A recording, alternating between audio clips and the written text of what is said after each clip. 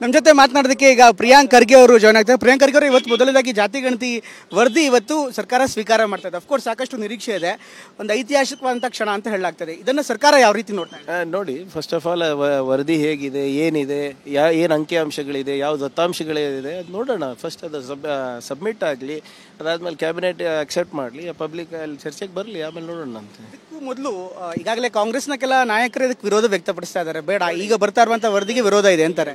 ಪ್ರಮೋದ್ ಅವರೇ, ಹಾಗಾಗಿಲ್ಲ. ಬಹಳಷ್ಟು ಜನ ಏನು ವ್ಯಕ್ತಪಡಿಸಿದ್ದಾರೆ ಅಂದರೆ, ಜಾತಿ ಗಣತಿಗೆ ಯಾರ್ದು ವಿರೋಧ ಇಲ್ಲ, ವೈಜ್ಞಾನಿಕವಾಗಿ ಏನಾದರೂ ಮಾಡ್ಬೋದಾ ತಿದ್ದುಪಡಿ ಅಂತ ಕೇಳ್ತಾ ಇರೋದು ಅಷ್ಟೇ ಇರೋದು. ಅದು ಬಿಟ್ಟು ಈ ಒಂದು ಸಂದರ್ಭದಲ್ಲಿ ಸರ್ಕಾರ ಹೇಗೆ ಆ ಒಂದು ವರದಿನ ತಿದ್ದುಪಡಿ ಮಾಡೋದಿರ್ಬೋದು, ಯಾವ ರೀತಿ ಮಾಡುತ್ತೆ ಅಂತ ಅದರಲ್ಲಿರುವಂಥ ದತ್ತಾಂಶಗಳೇ ಏನಿದೆ ಅಂತ ಗೊತ್ತಿಲ್ಲಲ್ಲ. ಡೇಟಾ ನೋಡೋಣ, ಡೇಟಾ ನೋಡಾದ್ಮೇಲೆ ಕ್ಯಾಬಿನೆಟಲ್ಲಿ ಎಲ್ಲರೂ ಚರ್ಚೆ ಮಾಡ್ತಾರೆ, ಅದಾದ್ಮೇಲೆ ತೀರ್ಮಾನ ತಗೋತಾರಲ್ಲ. ನಾವು ಕೂಸುಟ್ಟೋದಕ್ಕಿಂತ ಮುಂಚೆನೇ ನಾವೆಲ್ಲ ತೀರ್ಮಾನ ಹೇಗೆ ಮಾಡೋಕ್ಕಾಗ್ತದೆ? ಏನಿದೆ ಫಸ್ಟ್ ಇವತ್ತು ವರದಿ ಸ್ವೀಕಾರ ಮಾಡ್ತೀನಿ ಅಂತ ಹೇಳಿದ್ದಾರೆ. ಇದು ಕೊಡ್ತೀನಿ ಅಂತ ಅಧ್ಯಕ್ಷರು ಹೇಳಿದ್ದಾರೆ, ಕಮಿಷನ್ ಅಧ್ಯಕ್ಷರು. ಬರೀ ಕೊಡಲಿ, ಅದಾದ್ಮೇಲೆ ಏನು ಮಾಡ್ತಾರೆ ಕ್ಯಾಬಿನೆಟ್ನಲ್ಲಿ ಡಿಸ್ಕಸ್ ಆಗ್ತದೆ. ಅದಾದ್ಮೇಲೆ ನಾಯಕರಿಗೆ ಏನು ಹೇಳ್ತೀರಿ ಸರ್? ಅಂದರೆ ಅವರಿಗೆ ಈಗಾಗಲೇ ಅವರಲ್ಲೇ ಕೆಲವೊಂದಿಷ್ಟು ಗೊಂದಲಗಳಿದೆ ಹೇಳಿಕೆಗಳಲ್ಲಿ, ಅವ್ರಿಗೆ ಏನು ಹೇಳ್ತೀರಿ ಅಂತ? ಭಾಳ ಸ್ಪಷ್ಟವಾಗಿ ಎಲ್ಲ ನಾಯಕರು ಏನು ಹೇಳಿದ್ದಾರೆ ಅಂದರೆ, ಜನಸಂಖ್ಯೆ ಆಧಾರದ ಮೇಲೆ ಹಕ್ಕನ್ನು ಹಂಚೋದ್ರಲ್ಲಿ ಯಾವುದೇ ತಕರಾರಿಲ್ಲ, ಆದರೆ ಕೆಲವು ಅಂಶಗಳು ವೈಜ್ಞಾನಿಕವಾಗಿ ಆಗಿಲ್ಲ ಅಂತ ಅವರ ಆಕ್ಷೇಪ ಒಂದೆರಡು ಮೂರು ಸಮುದಾಯಗಳದ್ದು ಇದೆ.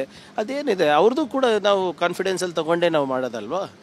ಏನೇ ಡಿಸಿಷನ್ ಇದ್ದರೂ ಎಲ್ಲರಿಗೂ ತೊಗೊಂಡೇ ಮಾಡಬೇಕಲ್ಲ.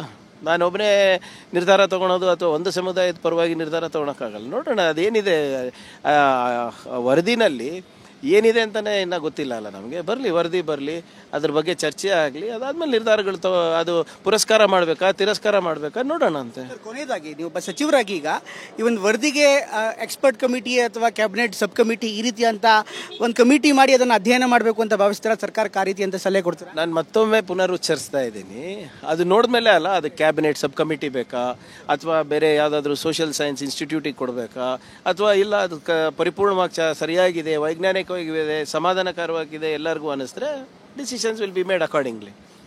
Thank you so much. ಇದಿಷ್ಟು ಪ್ರಿಯಾಂಕ್ ಖರ್ಗೆ ಅವರು ಹೇಳ್ತಾ ಇರುವಂಥ ಮಾತು. ಕ್ಯಾಮ್ರಾಮನ್ ಸಯ್ಯದ್ ಜೊತೆ ಪ್ರಮೋದ್, TV9 ಬೆಂಗಳೂರು.